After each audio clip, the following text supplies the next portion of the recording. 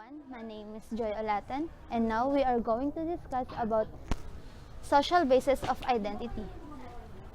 But first, we have to know what identity is. Identity is the quality, perception, looks, expression, beliefs of to make a person and a group different from others. One of the examples of identity is tables, chairs, roofs, and everything inside this area. You can identify all of them based on their looks.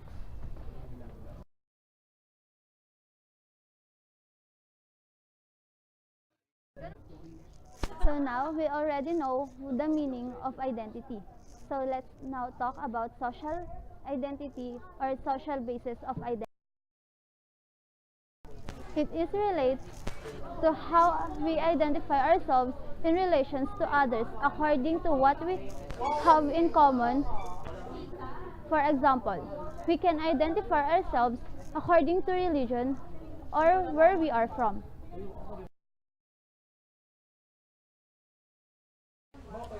There are some identities under the social basis of identity. Those are ethnic identities, intersecting identities, identities, and space.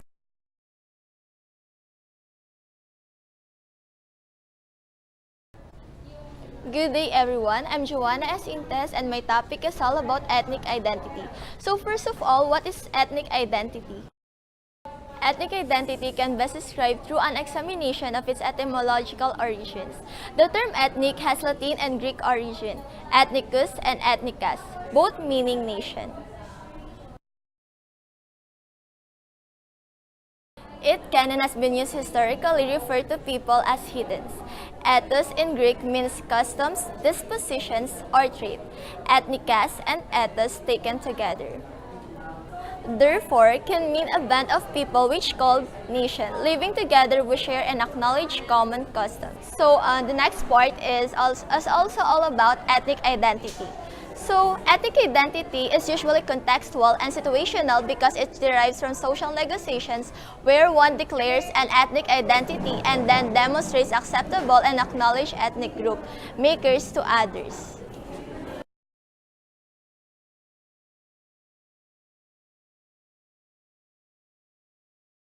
So the last part is one's ethnic declaration often is open to the scrutiny of others who may validate or invalidate the declarations.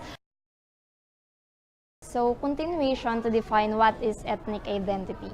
Ethnic declarations embody an ethnic consciousness that is closely aligned with cultural elements of the ethnic group which they affiliate.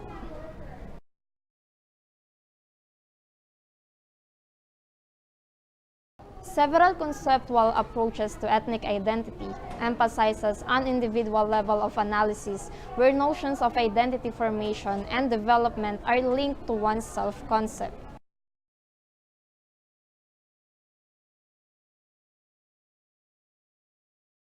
According to John Finney, ethnic identity development across different ethnic was similar despite background differences.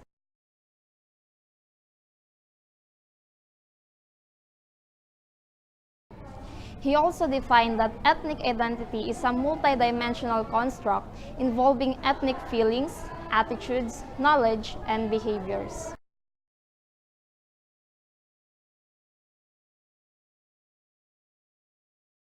Development processes and socialization practices, including mothers teaching about the ethnic culture, parental generation of migration, mothers' cultural knowledge and orientation, language spoken, and demographic characteristics such as parents' education and degree of community urbanization.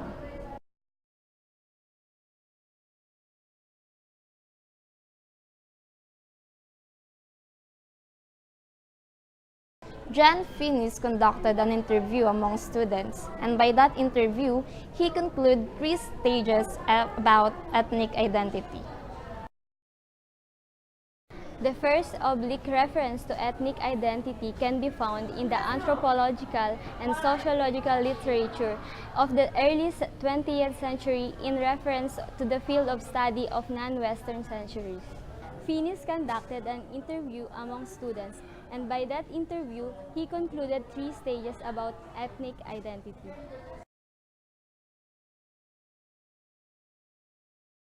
So, let's define the 3 stages of ethnic identity. First stage was unexamined ethnic identity. Individuals in this stage are lack of ethnicity or not attempting to seek out one's culture or ethnic. Typically, this stage is composed of adolescents.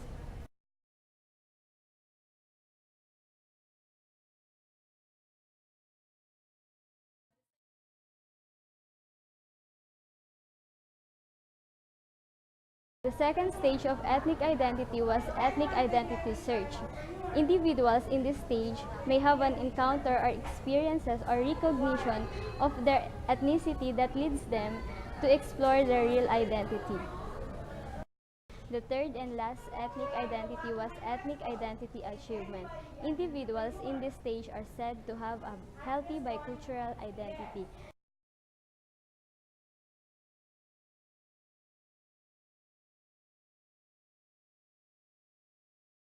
Good day everyone, I'm Eliza Marathon Corda. My topic is all about intersecting identities. According to Crenshaw, intersectionality is the term scholars use to acknowledge the reality that is simultaneously occupy multiple groups, both oppressed and privileged positions, and that these positions intersect in complex ways. It's a very rare individual who is in dominant groups in every aspect of social life. For example, poor whites, while oppressed through classism, are also elevated by race privilege, so that are also elevated by race privilege. So that to be poor and Asian, for example, is not the same experience as being poor and white. Further, because of sexism, being poor white female will create of sexism barriers that a poor white male will not face due to gender privilege. However, while the poor white female will have to deal with success, sexism, and classism, she will not have to deal with the racism that a poor female will face. Thus, while all women experience sexism, they experience it differently based on its interaction with their other social group identities.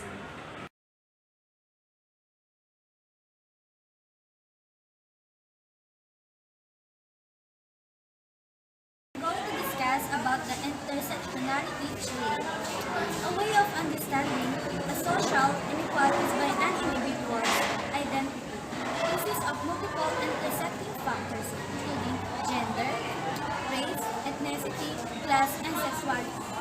Some prefer to use the plural word identities, emphasizing that identify is fluid and shifts throughout one's life. Intersectionality theorists argue that our identities in every social interaction, the theory of intersectionality is based on the concept that oppressive institutions within a society such as racism, ageism, and sexism, and homophobia do not act identity, but are instead interrelated and continuously shaped by one another.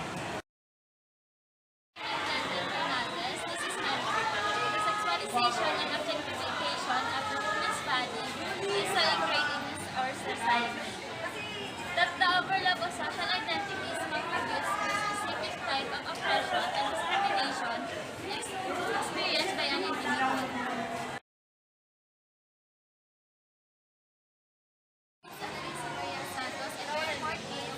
When we think about sexual orientation, what probably comes to mind for the most people are the three listed in a well-known acronym LGBT, which means lesbian, gay, bisexual, and transgender. One's innermost concept of self as male, female, and then of both either how individuals perceive themselves. One gender identity can be the same or different from their sex aside.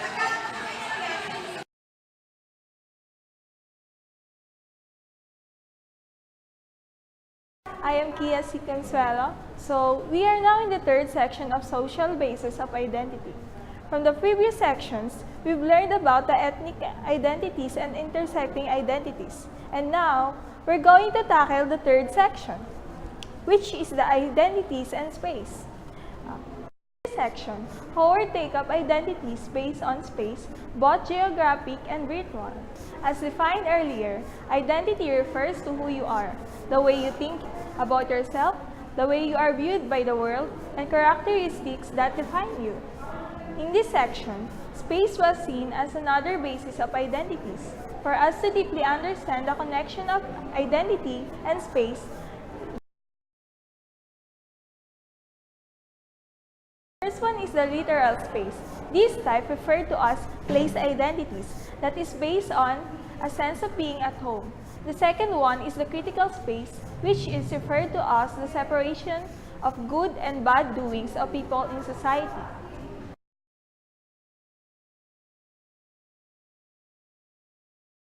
The third one is the cyberspace, a term used to describe the virtual world of computers.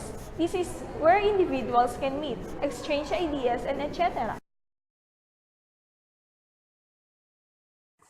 Good day, now let's move on to our next topic, which is the identities in space. But before that, let's define what is identity in space. The fact of being who or what a person or thing is called identity.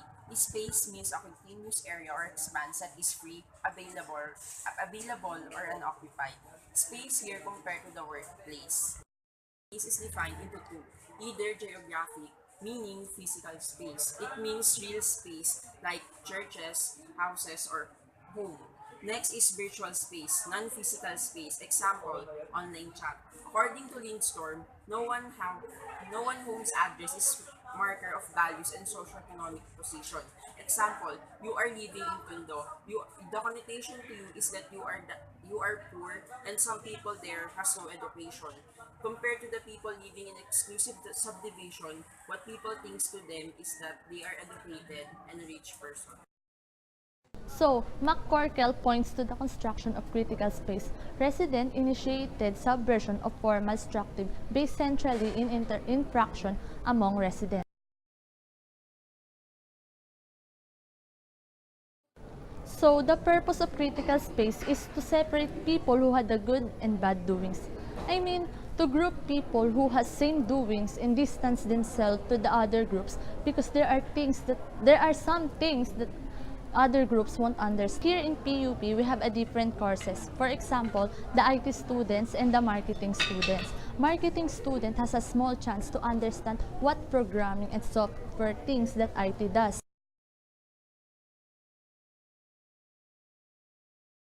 I'm Sylvester Bisaya. I'm predominantly talking about cyberspace. Cyberspace is coined by William Gilson, novel from Neuromancer 1984. It is a consensual hallucination creating a world called notional space or existing as an idea rather than as something real. So it is where we can create new identities. For example, here in cyberspace, users can create new identities and change their genders, or what we call gender switchers rather.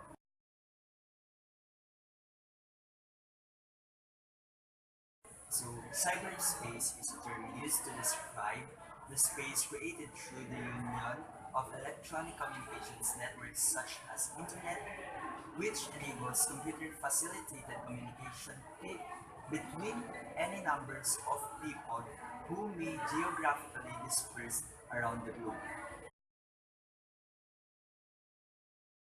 Interaction does not require physical connection to communication, but is rather characterized by interconnection of millions of people throughout the world through chat rooms, email, Facebook, etc.